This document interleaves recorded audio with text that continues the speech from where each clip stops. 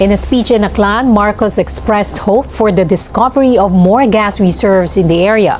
He said the ongoing drilling has a reasonable chance of success, adding it is key to energy security. The Energy Department tones down expectations following government's announcement.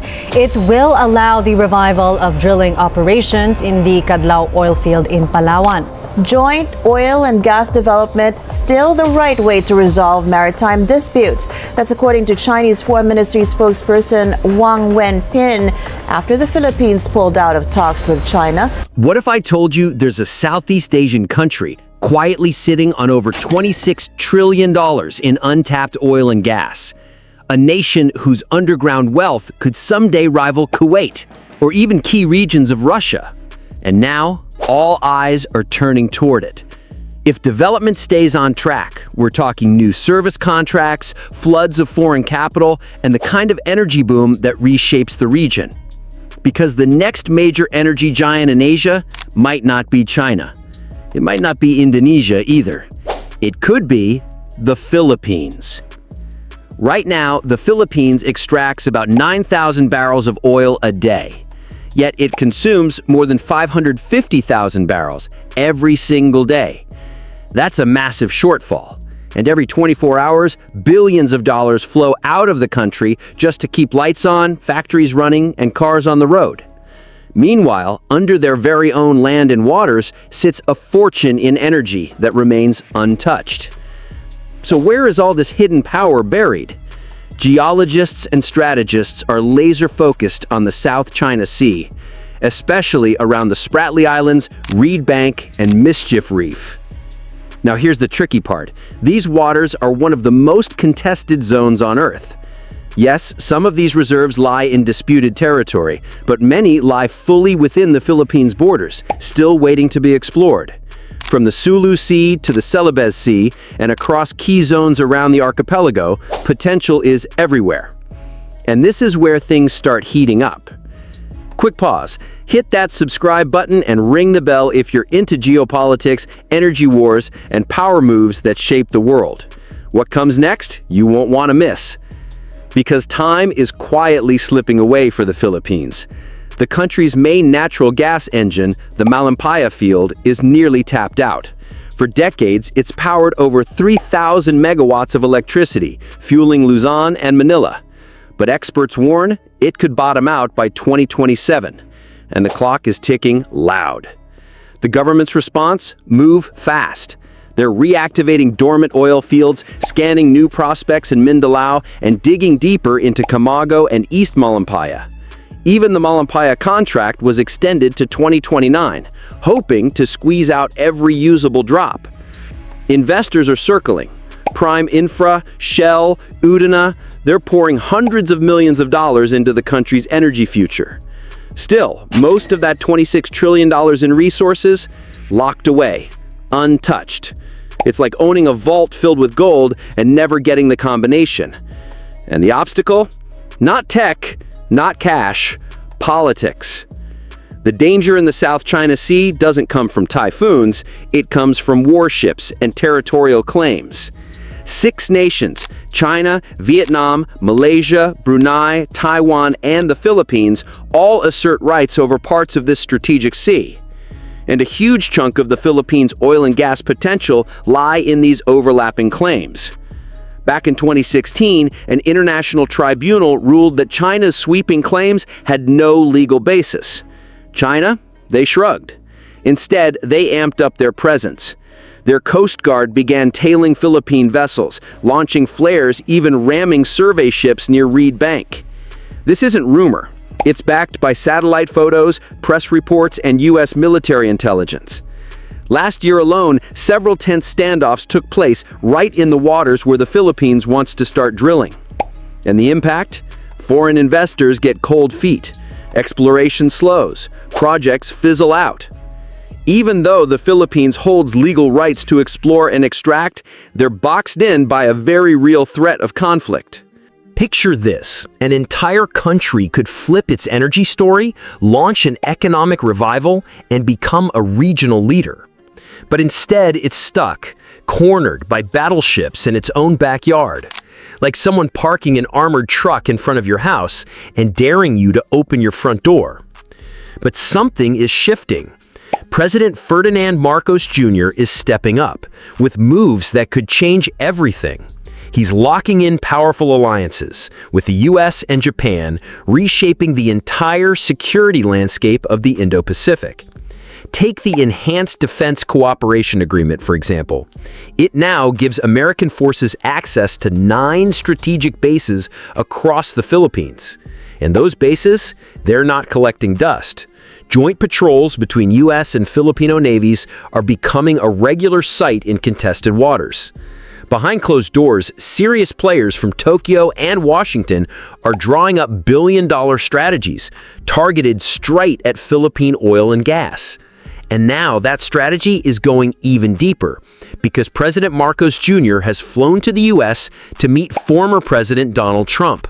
This isn't a ceremonial visit, it's a signal, a calculated move at a critical time.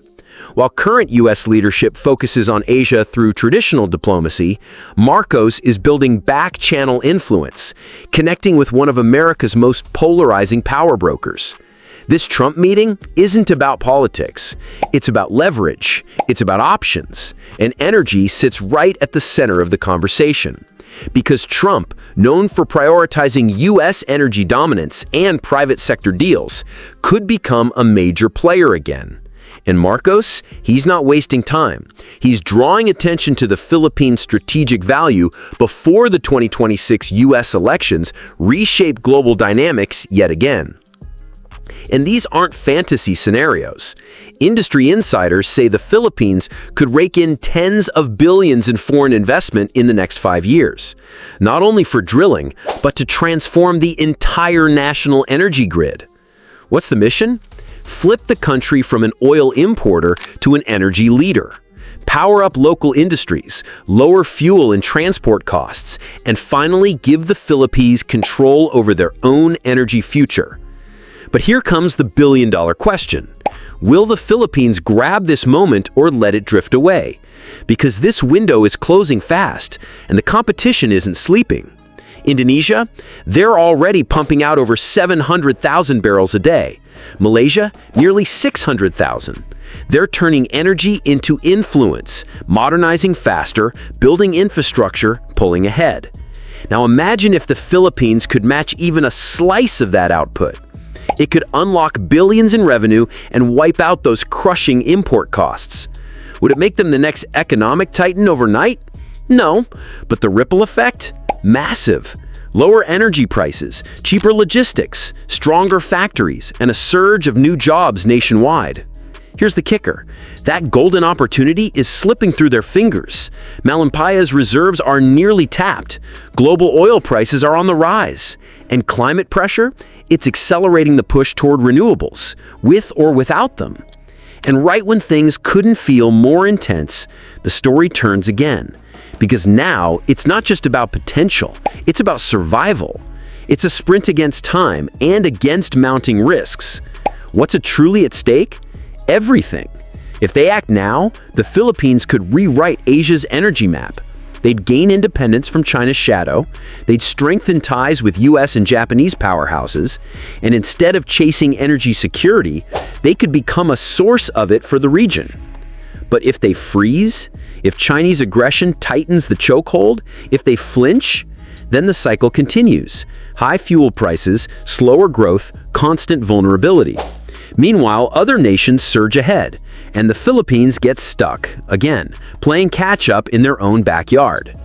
But there's a move quietly unfolding that few are watching. The Philippines is forming an energy pact with Vietnam, another country dealing with China's push in the South China Sea. Together, they're exploring joint extraction, shared protection, and a united front. And Japan? It's stepping in as the dark horse. Japanese companies and powerful state players like GOGME bring elite deep-sea drilling expertise. They're also hunting for new oil sources outside the Middle East. So if Japan and the Philippines go all in on energy, it won't be a partnership. It'll be a regional game changer. And the timing couldn't be more urgent. Take a look at the global energy map. The war in Ukraine didn't just shake Europe, it exposed the high-stakes gamble of depending on volatile regions for fuel. Now, countries everywhere are scrambling to lock in safer, more stable suppliers. And right now, the Philippines has a chance to step into that role. It could become a vital energy partner for Japan, South Korea, even Taiwan. But time isn't on their side. Each year of hesitation is a year their rivals surge ahead, a year closer to Malampaya running dry, a year deeper into China's creeping grip over disputed waters. And here's something nobody's really unpacking. There's a generation gap forming inside the country. Young Filipinos, they're climate conscious. They're questioning the future of fossil fuels. But they're also tired of high prices, stagnant wages, and limited options. They want change. They want hope. So what if oil and gas could be the bridge, a way to spark jobs, drop costs, and finance the shift toward clean energy? That kind of middle ground might be exactly what this generation needs. And the world? It's paying attention, because this moment isn't only about oil. It's about what happens when a small nation stares down a global powerhouse. It's about how countries carve out their future in one of the most contested zones on Earth. And it's about energy, yes, but also about courage, strategy, and survival. If the Philippines makes the right moves, this could be a turning point that echoes across the region. But if they get boxed in by fear, by politics, by foreign threats, that sends another kind of signal, a warning, one that shows how quickly opportunity can collapse under pressure. Right now, the Philippines stands at a critical fork in the road. They have energy beneath their feet, global partners backing them, and a rising generation ready to break the cycle. But that clock, it's ticking louder every day. The world is watching, closely. Because unlocking offshore energy is no easy task. It demands big money, advanced tech, and razor-sharp policy. The Philippines has to pull off a delicate balancing act, deliver fuel now while staying on course for a cleaner tomorrow. All this while playing a dangerous political game in the South China Sea and building the talent and capital to actually follow through. The next few years, they're everything. Can the Philippines rise to the moment and take control of its energy destiny? Can it hold its ground against China with support from powerful allies? Will this be the launchpad for renewables or a dream lost to delays and indecision? We want to hear from you. What's your take? Drop your thoughts in the comments. We're listening.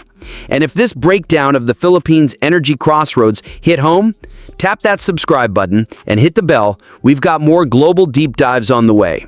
Thanks for watching, and stay tuned.